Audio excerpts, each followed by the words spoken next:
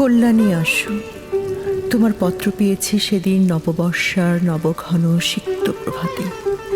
মেঘমেদুর গগনে সেদিন অশান্ত ধারায় বাড়ি ঝরছিল। 15 বছর আগে এমনই এক আষাঢ়ে এমনই এক বাড়ি ধারায় প্লাবন নেমেছিল, তা তুমিও হয়তো স্মরণ করতে পারো। আষাঢ়ের নবমেঘপুঞ্জকে আমার নমস্কার। এই মেঘদূত বিরহী যক্ষের বাণী বহন করে নিয়ে গিয়েছিল কালিদাসের যুগে, রেবা নদীর তীরে মালবিকার দেশে তার প্রিয়ার কাছে। এই মেঘপুঞ্জের আশির বাণী আমার জীবনে এনে দেয় চরম বেদনার সঞ্চার।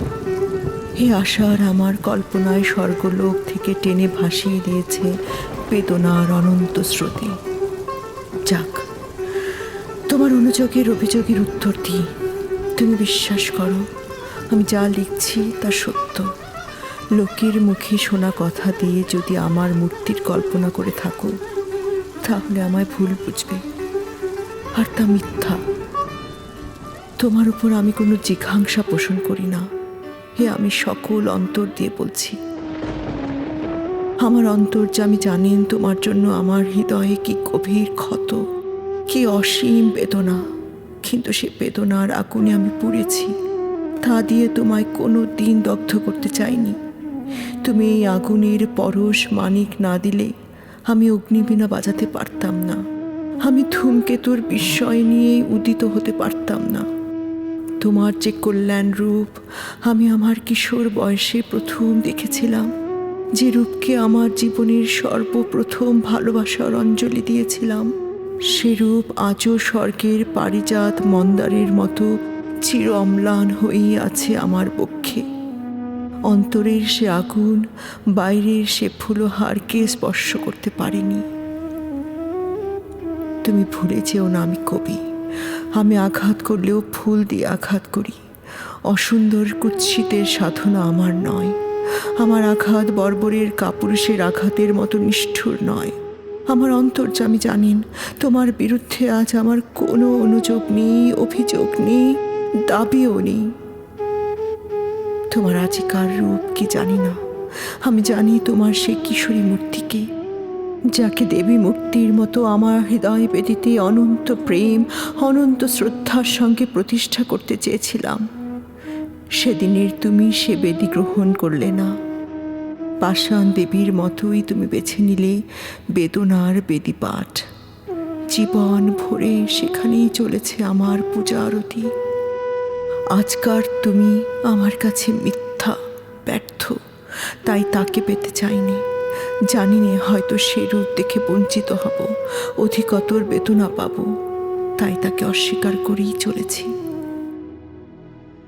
দেখা নাই হলো এ ধুলির ধরায়, প্রেমের ফুল এ ধুলি তলে হয়ে যায় ম্লান, দগ্ধ, হতশ্রী। তুমি যদি সত্যি আমায় ভালোবাসো, আমাকে চাও, ওখান থেকেই আমাকে পাবে। আত্মহত্যা মহাপাপ, এই অতি পুরাতন কথা হলেও প্রেম সত্য। আত্মা অবিনশ্বর, আত্মাকে কেউ হত্যা করতে পারে না। প্রেমের সোনার কাঠির স্পর্শ যদি পেয়ে থাকো, তাহলে তোমার মতো ভাগ্যবতী আর কে আছে? তারই মায়া স্পর্শে তোমার সকল কিছু আলোয় আলোময় হয়ে উঠবে। দুঃখ নিয়ে এক ঘর থেকে অন্য ঘরে গেলেই সে দুঃখের অবসান হয় না। মানুষ ইচ্ছা করলে সাধনা দিয়ে, তপস্যা দিয়ে ভুলকে ফুল রূপে ফুটিয়ে তুলতে পারে। যদি কোনো ভুল করে থাকো জীবনে, এই জীবনেই তাকে সংশোধন করে যেতে হবে। তবেই পাবে আনন্দ, মুক্তি। তবেই হবে সর্বদুঃখের অবসান। নিজেকে উন্নত করতে চেষ্টা করো, স্বয়ং বিধাতা তোমার সহায় হবেন।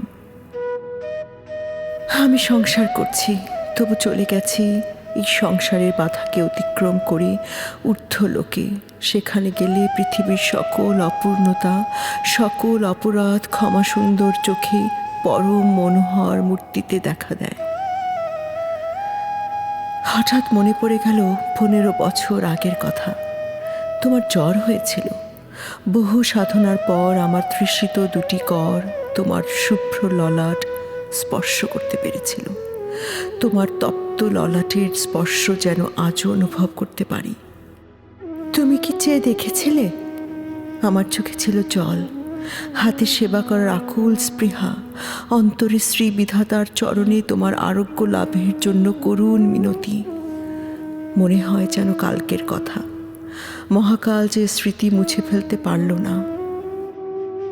কি উদগ্র অতৃপ্তি, কি দুর্দমনীয় প্রেমের জোয়ারই সেদিন এসেছিল।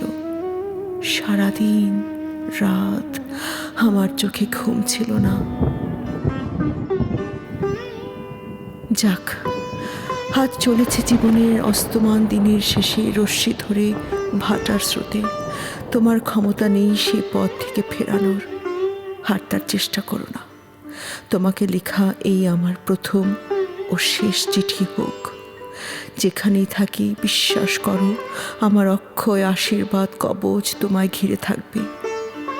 তুমি সুখী হও, শান্তি পাও, এই প্রার্থনা। আমায় যত মন্দ বলে বিশ্বাস করো, আমি তত মন্দ নই, এই আমার শেষ কৈফিয়ত।